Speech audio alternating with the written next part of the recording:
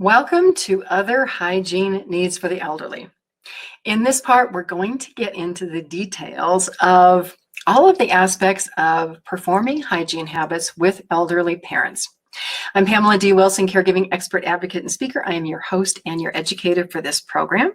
As always, we will start with the usual. Guess what? Housekeeping. As you know, I use the word elderly parent or elderly parents for the person for whom you provide care. The outline for the module, the slides are in the course materials. The ellipses are there to help you follow along with me. Let's talk about objectives for other hygiene needs for the elderly. At the end of this part, you will be able to apply tips to prevent skin, foot, dental, and other hygiene concerns and infections. You'll be able to recognize the importance of helping your elderly parents with consistent care, including dental care. You'll be able to learn tips to manage incontinence by creating toileting and PERI-CARE routines. Let's start with skincare. With age, the skin becomes thin and it's more likely to tear or bruise easily. If you've looked at the skin of your elderly parents, you know this to be true. Some medications like Coumadin can result in bruises in the arms and other body parts. Dry skin can also be a side effect of taking medications, not drinking enough water, and living in dry climates. When you help your elderly parents with bathing or skincare, you want to complete what I call a once-over skin check for any unusual skin tears, bruises, or wounds. It's possible and very likely that your elderly parent tripped and bruised a toe and will forget to tell you, or scratched the skin that caused a small wound that can progress. For a parent with diabetes, any type of skin cut or wound can be serious and require medical attention. If your elderly parent sits for long periods of time, monitor the skin on their bottom and legs and other body parts for pressure sores or open sores that may be difficult to heal. Any red spot is a potential pressure sore. As you've probably noticed, dry and flaky skin are very common in the elderly. Flaky or dead skin is easily removed by using a circular motion with a wet washcloth. You want to be very careful not to rub or tear the skin. Using a washcloth on a regular basis is really enough to remove that dead skin. A lot of younger adults who have dead skin, we may use body scrubs, body brushes, loofahs, those exfoliating mitts or cloths. Those are really too harsh for the skin of an elderly parent. You don't want to be the cause of skin breakdown. You don't want to irritate their skin, because any skin that's dry or it's irritated, it can easily crack and result in a wound. After a bath or shower, non-scented lotions are very important. A lot of us younger folks, we like the ones that smell nice. For our elderly parents, they don't work as well. Think of products with the names of Cetaphil, CeraVe, or Gold Bond. Those are great for older people. Also, notice if your elderly parent has difficulty bending over to reach their legs or their feet. If they do, their skin can be in really poor condition. With regular help from you, that dead skin and the dry skin will improve. And we're going to talk about nail and foot care.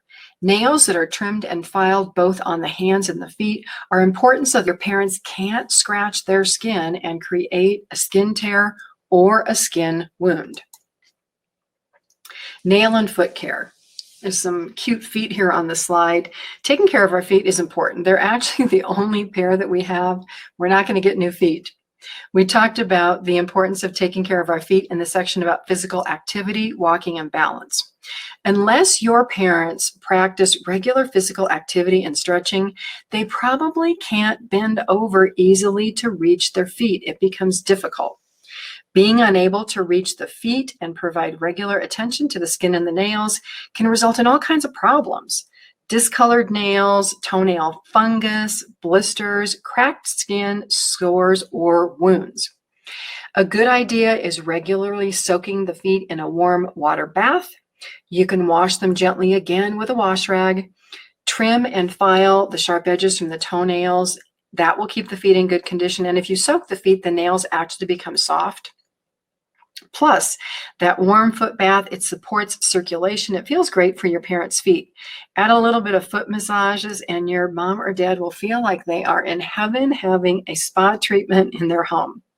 If you're trimming nails, be sure to clean the nail clippers. You can boil them. You can soak them in rubbing alcohol to clean them. Do that before if you're trimming both mom and dad, clean them after mom and before dad, and vice versa. If you use any type of nail file, only use that nail file for a single parent. Don't share nail files. Make sure that you do wash your hands before and after providing foot care. Wear gloves. You'll feel better. When you're paying attention to your parents' feet, also look at their socks and their shoes. See if they have any leg swelling that could be happening from poor circulation or medications. Their socks may be too tight. You want to make sure that socks aren't cutting off leg circulation. There are also special socks for diabetes, ankle swelling, neuropathy, and other types of foot problems. You can find those on the internet. If your parents wear TED hose, they probably cannot put them on and off by themselves because it does require a lot of hand strength and some dexterity. So you may find yourself having to do that for them if they have a lot of leg swelling. You want to also make sure that your parents change their socks every day. They should be washed after each wear, again, to avoid any type of foot infection or foot fungus. Elderly parents also may have thick toenails or a fungus that require a visit to a podiatrist. You cannot cut those nails because they are so thick. They require special treatment. Other foot issues like ingrown toenails, large calluses, those require special treatment. You can request a referral to a podiatrist for those conditions.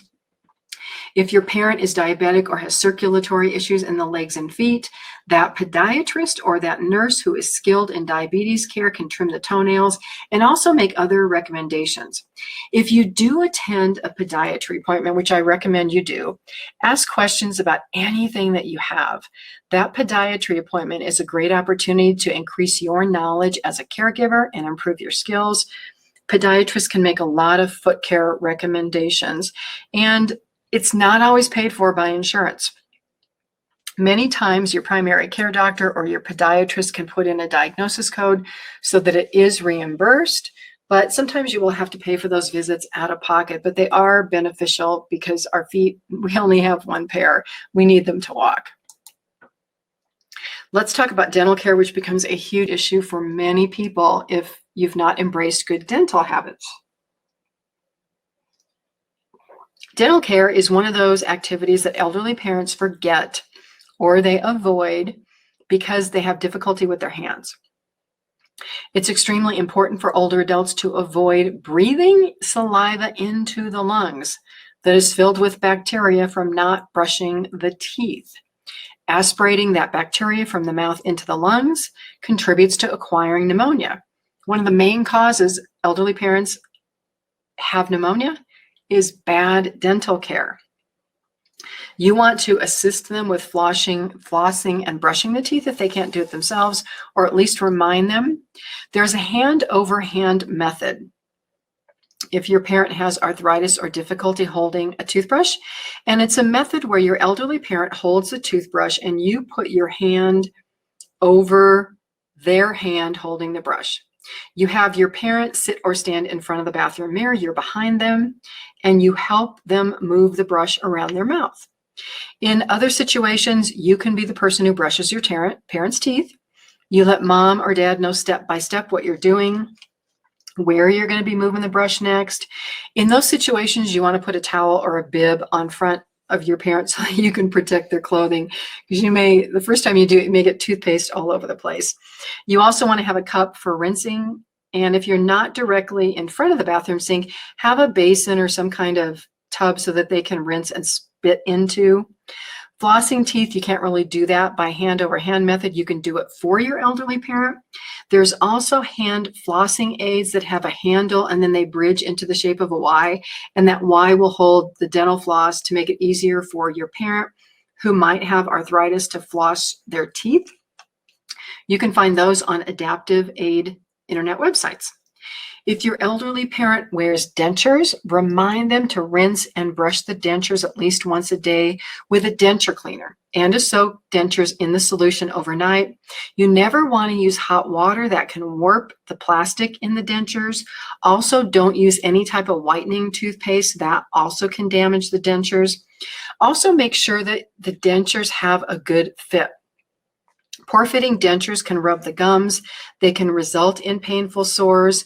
Most of the time, dentists can make adjustments to the dentures to make them more comfortable. The issue is over time, the gums in your parents' mouth, they change shape, and that can result in dentures that don't fit well. Also, take your elderly parents for dental cleanings every 6 months as long as they can get out of the house. In some cities, there are traveling dental hygienists and mobile dentists that will come to the house, but those are usually more expensive. I will tell you, probably 2 to 4 times more expensive than going directly to a dental office. But if you can't get there physically, it's better than not going.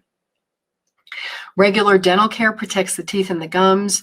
Any type of mouth infection, plaque, bacteria not regularly removed can be swallowed and breathed into the lungs. Pneumonia is a very common infection for the elderly. Replace those toothbrushes every 3 months because bacteria will build up in the bristles. Also, if the bristles become frayed, you want to replace the toothbrush. And for Dad, learn how to shave with a razor or an electric razor so that you can help Dad complete the task. You can also use a hand-over-hand method for shaving, although you want to be super careful. If you are using a regular razor, electric razors are much easier. And if your elderly parents resist participating, maybe use Hygiene as a motivator for going shopping or doing another outing. Doing laundry and changing the bed sheets are another reason to support bathing. Clean sheets and a body go together. So you want to do whatever it takes to be creative to encourage and assist your elderly parents to bathe and complete hygiene tasks or care on a regular schedule. Let's talk about managing incontinence. Incontinence of the bladder and bowel are embarrassing. They're embarrassing for your elderly parent, and they are one of the main reasons that elderly parents are placed into nursing homes. Spouses can become exhausted from changing bed sheets multiple times, changing the clothing of a husband or a wife, plus giving multiple showers, baths, performing regular PERI-CARE that we'll talk about in a moment can be exhausting. Managing the hands-on care or incontinence and related tasks, they can be physically exhausting for spousal caregivers who have their own health issues. And it's also very challenging when a spouse isn't cooperative. And this relates more to spouses who have dementia that resist being bathed, changed, having anything to do with their body. That interaction can be stressful. So there are a variety of tips for managing incontinence. One of my favorites is implementing a 2-hour toileting schedule in an attempt to minimize accidents and having to change clothing. Make that a routine. Don't make it an option. You can simply say it's time for a trip to the bathroom and a walk for exercise. If mobility is difficult, you can use a bedside commode or a urinal at night. You can do the same during the day if there are concerns about falls or weakness, or about you physically transferring a loved one to a wheelchair to use the bathroom. Bedside commodes and urinals, you can find those at the medical supply stores. They should be cleaned with a combination of water and bleach. Make sure that you are wearing gloves. The idea is really improving safety for you and the safety of a loved one. On furniture and beds, use protective mattress covers, rubberized washable bed pads, pillow covers, chair pads that are washable or disposable, and chucks. So in this photo, there is a picture of something called chucks. It's spelled C-H-U-C-K-S or C-H-U-X. You can look those up on the internet.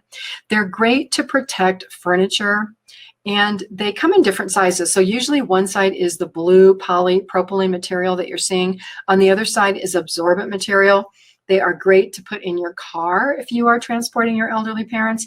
And if you have kids, think back to when they were babies and all those products and the precautions that you use. Managing incontinence for an elderly parent is similar with all of the options that we have. Also, if you're changing your parent frequently, look at clothing that can be easily removed in the event of an accident. For people with dementia, there are jumpsuits that zip in back. And the reason that you would do that is because they attempt to take off their clothing. They may be messing with their depends. You don't want them to be in an unsanitary condition. There are also nightgowns and shirts that snap at the shoulders, bras that have front closures, many other types of adaptive clothing to make dressing and undressing easy. Again, look for adaptive clothing on the internet. You'll find a lot of options.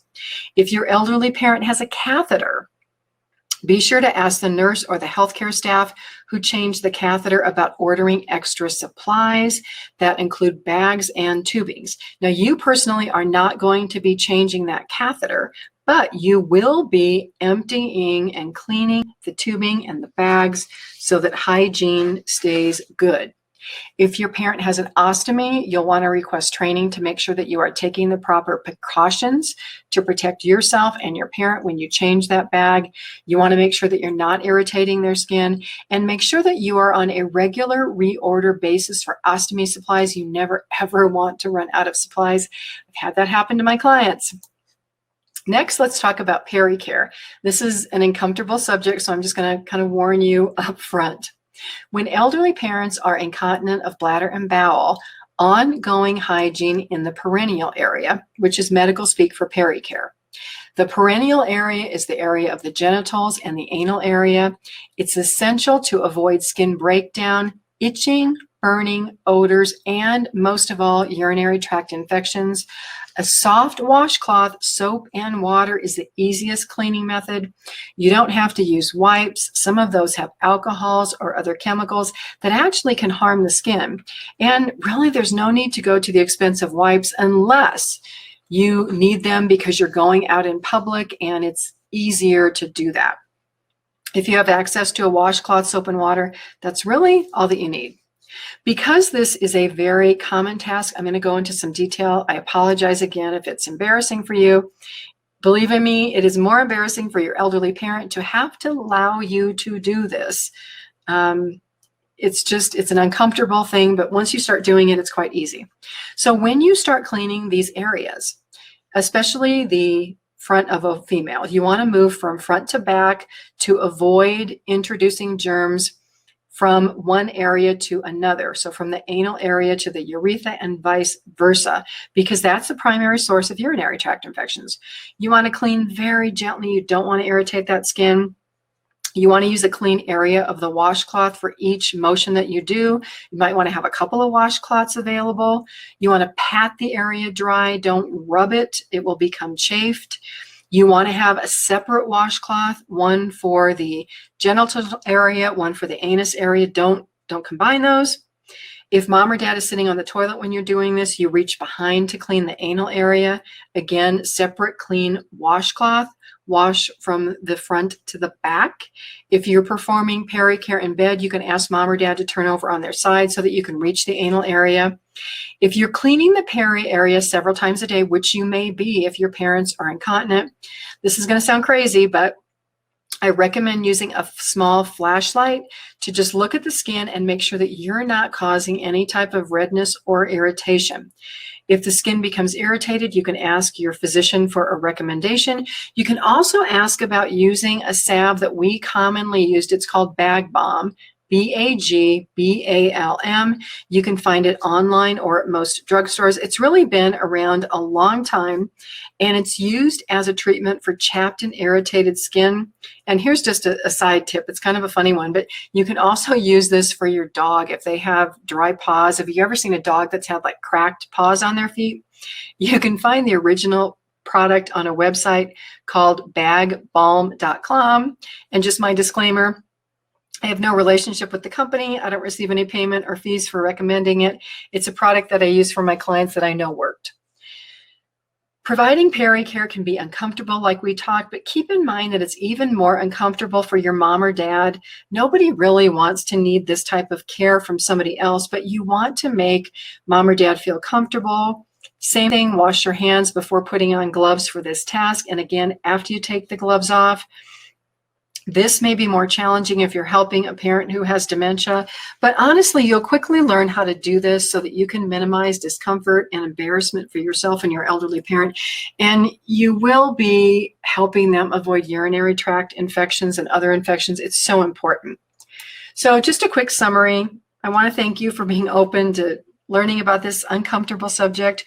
You may be a caregiver who never ever has to do this, or it may become a regular part of the assistance that you provide to your parents. You will quickly move past the newbie stage of being embarrassed, and the more that you do this, the more confident that you will become in doing these tasks. For elderly parents, hygiene is so important, and it does help prevent infections. It helps you monitor their skin. It helps them feel better.